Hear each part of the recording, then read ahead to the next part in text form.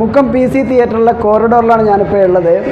ഒരു മനോഹരമായ ഹ്രസ്വ ചിത്രത്തിൻ്റെ പ്രിവ്യൂ കണ്ടിറങ്ങിയതാണ്. ക്ഷണിക്കപ്പെട്ട സദസ്സിൻ്റെ മുമ്പിൽ ഗിരീഷ് കറുത്തപറമ്പ് സംവിധാനം ചെയ്തിരിക്കുന്ന 3 ഡാലിയാസ് എന്ന് പറഞ്ഞ ചിത്രത്തിൻ്റെ പ്രിവ്യൂ ആണ് ഇപ്പം കഴിഞ്ഞിറങ്ങിയിട്ടുള്ളത്.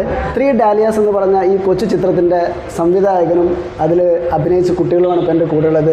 ഗിരീഷ് കറുത്തപറമ്പ് 3 ഡാലിയാസ് എന്ന ഈ ചിത്രത്തിൻ്റെ ഇതിവൃത്തം തന്നെ, അതിൻ്റെ മെസ്സേജ് തന്നെ കുടുംബം ഒരുമിച്ചിരുന്ന് കണ്ട് അത്രയും മനോഹരമായിട്ടാണ് ഈ ചിത്രം അണിയിച്ചൊരുക്കിയിട്ടുള്ളത്. ഗിരീഷ് കറുത്തപറമ്പ്, എന്താണ് ഇത്തരം ഒരു മെസ്സേജ് തരുന്ന രീതിയിലൊരു ചിത്രം അണിയിച്ചൊരുക്കാൻ പ്രേരണ? ഇത് നമ്മളൊരു സിനിമ ചെയ്യുമ്പോൾ, ഒരു കഥ പറയുമ്പോൾ എല്ലാവരിലേക്കും എത്തുന്ന കഥകളാകുമ്പം അത് കൂടുതൽ ജനകീയമാകും. അപ്പം ഇതിൻ്റെ ഒരു സീക്വൻസ് എന്ന് പറഞ്ഞു കഴിഞ്ഞാൽ, ഇതിൻ്റെ ഒരു ത്രെഡ് എന്ന് പറഞ്ഞു കഴിഞ്ഞാൽ, നമ്മൾ ഒരു വീട്ടിൽ എല്ലാ വീടുകളിലും ഈ പ്രായത്തിലുള്ള പിള്ളേരുള്ള അമ്മയും മക്കളുള്ള ഈ സംഘർഷങ്ങളും ഇതേപോലുള്ള പ്രശ്നങ്ങളൊക്കെ ഉണ്ടാകുന്നതാണ് സ്വാഭാവികമായിട്ടും. പക്ഷേ മക്കളെ കുറിച്ച് നമ്മൾ ഒരുപാട് വ്യാകുലരാണ് രക്ഷിതാക്കൾ. പക്ഷേ ഈ രക്ഷിതാക്കളില്ലെങ്കിലും മക്കളുണ്ടാവും. അത് എല്ലാത്തിനും ഓരോ ജന്മത്തിൻ്റെയും പ്രത്യേകതയാണ്. നമ്മൾ ആരും തന്നെ ഒരാളെ ഡിപ്പെൻഡ് ചെയ്തിട്ടല്ല ജീവിക്കുന്നത്. അച്ഛനും അമ്മ ഉണ്ടെങ്കിൽ ഇല്ലാതെ എത്ര പിള്ളേരെ ജീവിക്കുന്നുണ്ട്. അപ്പം 3 ദിവസം അമ്മ മാറി നിന്നപ്പോൾ കുട്ടികൾ പട്ടിണിയായിട്ടില്ല. അതുവരെ അടുക്കളയിൽ കയറാത്ത കുട്ടികൾ, അതുവരെ മറ്റൊന്നും ചെയ്യാത്ത കുട്ടികളെല്ലാം തന്നെ എന്ത് ചെയ്തു? അവർ മാറി ഭക്ഷണം ഉണ്ടാക്കാനും മറ്റു കാര്യത്തിൽ. അപ്പം ഇത് മറ്റുള്ള കുട്ടികൾക്കൊരു പ്രചോദനമാണ്. ഒരാളെ ഡിപ്പെൻഡിൻ്റെ കാര്യമില്ല, നമുക്ക് എല്ലാവരും ചെയ്യാൻ പറ്റും എന്നുള്ള ഒരു അവസ്ഥയാണ് കുട്ടികൾക്കുള്ളത്. ഇപ്പോഴത്തെ കുട്ടികൾ പ്രത്യേകിച്ചും വളരെ ടാലൻറ്റഡാണ്. അവർക്ക് ഒരുപാട് കാഴ്ചപ്പാടുകളുള്ള കുട്ടികളാണ്. പിന്നെ അവർ രക്ഷിതാക്കളടുത്ത് അവർ കാണിക്കുന്ന ചില മടികൾ എന്ന് പറഞ്ഞു കഴിഞ്ഞാൽ അത് ഒരു ഫ്രീഡം കൊണ്ടാണ്. സാധാരണ നമ്മൾ മലയാള സിനിമകളിലെ ഫാമിലി പ്രശ്നങ്ങൾ കാണുന്ന സമയത്ത് ഒന്നുകിൽ ഭാര്യയും ഭർത്താവും തമ്മിലുള്ള പ്രശ്നമായിരിക്കും, അല്ലെങ്കിൽ അച്ഛൻ്റെ മാത്രം പ്രശ്നമായിരിക്കും, അല്ലെങ്കിൽ അമ്മയുടെ മാത്രം പ്രശ്നമായിരിക്കും. ഇത് കുട്ടികൾ ഒരു മാതാപിതാക്കൾക്ക് എങ്ങനെ പ്രശ്നമായി മാറുന്നു എന്നുള്ളതിനെ കുറിച്ചാണ് നിങ്ങളിതിൽ അവതരിപ്പിച്ചിരിക്കുന്നത്. അതെ, പ്രശ്നമായി മാറില്ല. സ്വാതന്ത്ര്യമുള്ള സ്ഥലത്ത് നമ്മൾ അതിൻ്റെ ഒരു ഫ്രീഡം കാണിക്കും.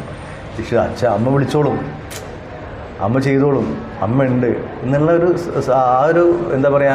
പ്രതീക്ഷയുടെ മുകളിലും അതിൽ ആ ഒരു വിശ്വാസത്തിന് പുറത്താണ് കുട്ടികൾ നിൽക്കുന്നത്. 8:45 അമ്മ വിളിക്കും എന്നുള്ളതാണ്. അതോടൊപ്പം ചേർത്ത് ചോദിക്കാനുള്ളത്, ഈ സിനിമയിൽ നിങ്ങൾ 3 ഡാലിയാസ് എന്ന് പറഞ്ഞ 3 പൂക്കൾ പെൺകുട്ടികളെ മാത്രം തിരഞ്ഞെടുക്കാൻ എന്താ കാരണം? ഒന്നുമില്ല. പെൺകുട്ടികൾ എന്ന് പറഞ്ഞാൽ ഇപ്പോഴത്തെ പെൺകുട്ടികൾ ആൺകുട്ടികളെക്കാളും മുന്നിലാണ് എന്ത് കാര്യത്തിനും എന്നുള്ള ഇതാണ്. പക്ഷേ ഈ 3 കുട്ടികളും 3 പേര് തന്നെ നിങ്ങളെ അറിയാം. 3 കൾച്ചറിലുള്ള പേരാണ് നമ്മൾ ഇട്ടത്. മരിയ, നസ്രിയ, സോന, 3 പേരാണ്. ആ കുടുംബം തന്നെ അങ്ങനെ ഒരു റിലീജിയനെ പ്രത്യേകിച്ച് കാണാത്ത ഒരു ഇതാണ് വീണ്ടും. കുട്ടികളെ തിരഞ്ഞെടുത്തതെന്ന് പറഞ്ഞു കഴിഞ്ഞാൽ പെൺകുട്ടികളാകുമ്പോൾ കൂടുതൽ ഇതേ കാര്യത്തിന് ഈ ഒരു വിഷയവുമായി ബന്ധപ്പെട്ടിട്ട് പെൺകുട്ടികളാണ് മടി കാണിക്കുമ്പോൾ അത് പ്രേക്ഷകരിലേക്ക് എത്താൻ സാധ്യതയുണ്ട്. ആൺകുട്ടികൾ ഒരു 9 വരെ 10 വരെ കിടന്നു തുടങ്ങിക്കഴിഞ്ഞാൽ എന്തില്ല, ഒരു പ്രശ്നമില്ല. പെൺകുട്ടികൾ നേരത്തെ എണീക്കണം, പെൺകുട്ടികൾ നേരത്തെ എണീക്കേണ്ടവരാണെന്നൊക്കെയുള്ളൊരു ധാരണ ഉണ്ട്. അപ്പം അതല്ല, കുട്ടികളിങ്ങനെ കിടന്നാലും കുട്ടികൾ എണീറ്റാലും കുട്ടികൾ എപ്പോഴും ചെയ്യേണ്ടത് അവരുടെ കാര്യങ്ങൾ കൃത്യമായി ചെയ്യാന്നുള്ളതാണ്. എന്ന കഥാപാത്രത്തെ അവതരിച്ച ദിയയാണ്. എന്താണ് ചിത്രത്തെക്കുറിച്ച് പറയാനുള്ളത്? ചിത്രത്തെക്കുറിച്ച് പറയുന്നതിന് മുന്നേ ഇതിൽ എത്തിച്ചേർന്നതിനെ കുറിച്ചാണ് കാരണം ഞാൻ ഇങ്ങനെ ഡാൻസിലും ഇതിലൊക്കെ ഉണ്ടെന്നുണ്ടായാലും ഇങ്ങനത്തെ ഷോസ് അല്ലാതെ ഷോർട്ട് ഫിലിംസ് അങ്ങനത്തിലൊന്നും ഇതുവരെ പങ്കെടുത്തിട്ടില്ല. അപ്പോൾ സാറിൻ്റെ അടുത്ത് ഞാൻ ഇങ്ങനെ പറഞ്ഞു, ഗിരി സാറിൻ്റെ അടുത്ത് ഞാൻ ഇതുവരെ ഇങ്ങനെ അഭിനയിച്ച് ഇതൊന്നുമില്ലെങ്കിലും ഇപ്പോൾ സാറ് പറഞ്ഞു അങ്ങനത്തെ ടെൻഷൻ്റെ ഒന്നും ആവശ്യമില്ല, നമുക്ക് ഒരു പിക്നിക്ക് പോലെ എല്ലാം ഇങ്ങനെ കൊണ്ടുപോയിട്ട് അഭിനയിക്കാമെന്നൊക്കെ പറഞ്ഞു. അതേപോലെ തന്നെ ഞങ്ങൾ 2 ദിവസമായിരുന്നു ഇതിൻ്റെ ഷൂട്ട്. അപ്പോൾ ഞങ്ങൾ 2 ദിവസം എങ്ങനെ പോയതെന്ന് പോലെ അറിഞ്ഞിട്ടില്ല. എവിടെയാണ് വീട്, എന്താ പഠിക്കുന്നത്?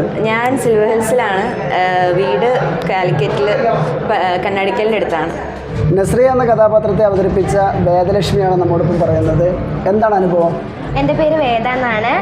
എൻ്റെ വീട് Calicut താമരശ്ശേരിയിലാണ്.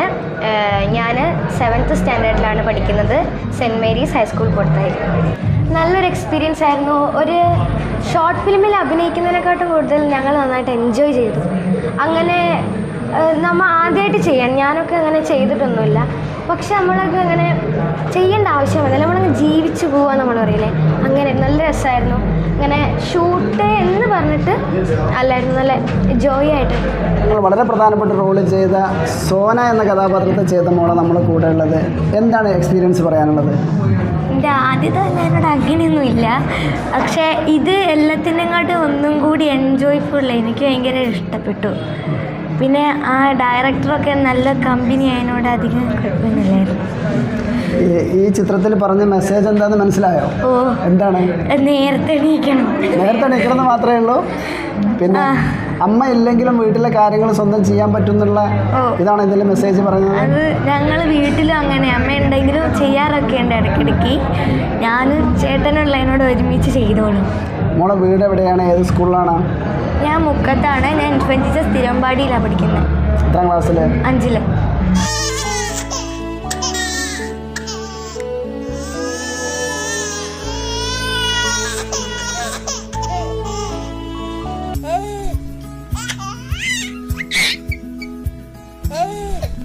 Invest your sleep on right mattress. 4-Wish mattress for healthy sleep.